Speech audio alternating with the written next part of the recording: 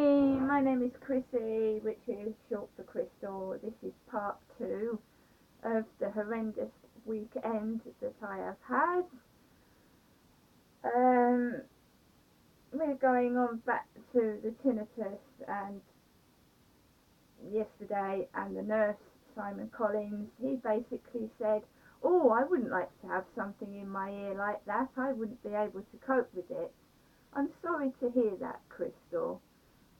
And you just don't know what it's like to feel like you've got a buzzing insect in your ear 24/7 that never goes away, with people laughing, screeching, making noise, and they don't understand what tinnitus is like, and you're battling not to get cross.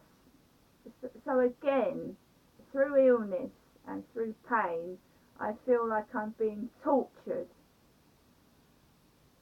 And tinnitus is a kind of torture. It's like you cannot sleep. It's a noise in your ear.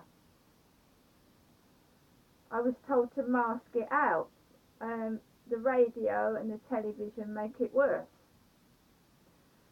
So I feel I'm being tortured on a daily basis to get entertainment value and to look a damn fool and start shouting at people. It's not other people's fault I've got a problem with my ear. So I have to control myself. I was around my... so this is obviously part 2 of carrying on. So I got back from the doctors with no help whatsoever. I still had the tinnitus in my ear. I didn't know where I was going. I hadn't had much sleep last night, the night before at all. I'd been up and down every hour, and at 5 o'clock I woke up, was wandering about, because you think, well, maybe if you go to sleep it's going to go away and be gone in the morning. But I've had this since Thursday, and it's not gone away each day I've woken up. And I've got some silly nurse saying, I'm sorry to hear that, Crystal. I wouldn't like something like that in my ear. He said to take the nose drops and to go for the blood test, which is tomorrow afternoon, and to go to the doctor's next Monday to see if it's any better. We're now being tested for an allergy, see if it's an allergy to something.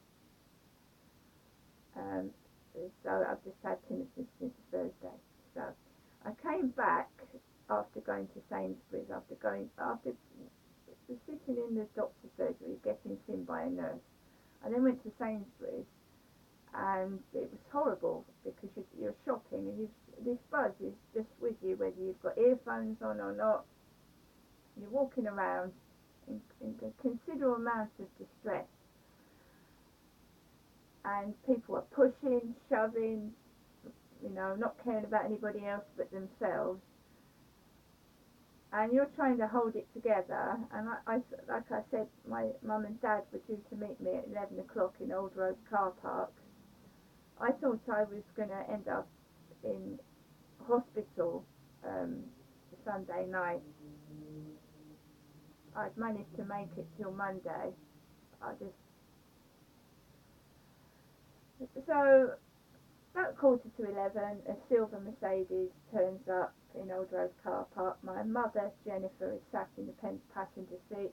Derek is driving the car, and he's got this really, really bright orange top on, like I used to wear at Sydenham Girls' School, because I was in Helen Keller group. And it was a bright orange t-shirt, and it stuck out, and he had his glasses on. Derek's lost a considerable amount of weight while I put weight on. And Dad drove me and my mother to the Esso garage, where he bought 2 newspapers and his petrol for the car.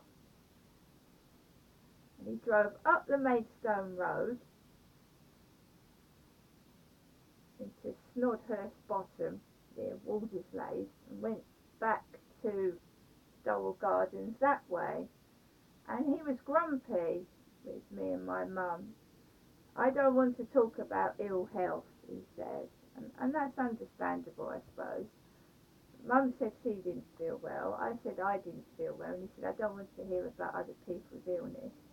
Mum had told me that he often thinks that he's dying, and he's always talking about himself not being well, so we were basically told to shut up. And Dad drove us back to Doral Gardens, and I just felt like I was on the brink of death myself. I had heart palpitations, this noise in my ear. I was literally holding on to the chair. I don't know, because I don't know what this is. I'm battling it. My body's battling this. There's a hell of a lot of sepsis going about and infections, and I'm terrified. Mum cooked me an all-day breakfast that came out of a tin, 2 or 3 yogurts, and I've been drinking Sprite. Round there's cans of Sprite. Gave me a vitamin drink to drink, and we watched a couple of films, one with Robin Williams in, and he committed suicide due to depression. And the 2 films I picked, they both had someone called Simon in them, and I didn't know that. So basically I stayed round my parents till 6 o'clock on Sunday, and I was terrified to go home by myself because of this noise in my ear. Dad said it's because you're on your own, you've got nobody to talk to and nothing to do. And obviously you're hearing the noise more than somebody that's got company normally would. So this morning,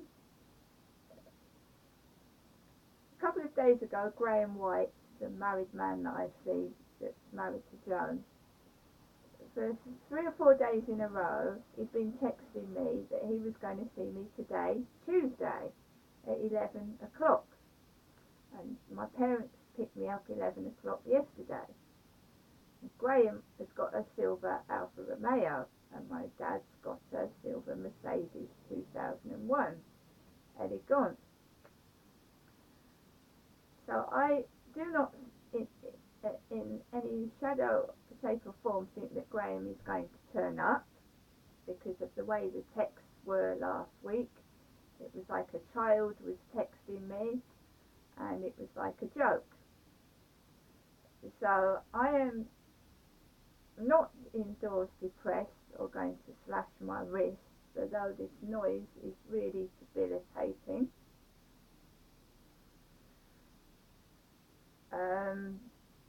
Or keep watching neighbours go out to the town, Karen the cleaner, whatever she's due up today to clean the flats or anything like that. I am going to try and battle it and battle my way through it, because I had tinnitus last year about the same time, so it's returned again. I had it last year, and I remember staying round my son, and because my son is loud and noisy and he's got a dog, it distracted me. But this year I'm on my own. So at 6 p.m.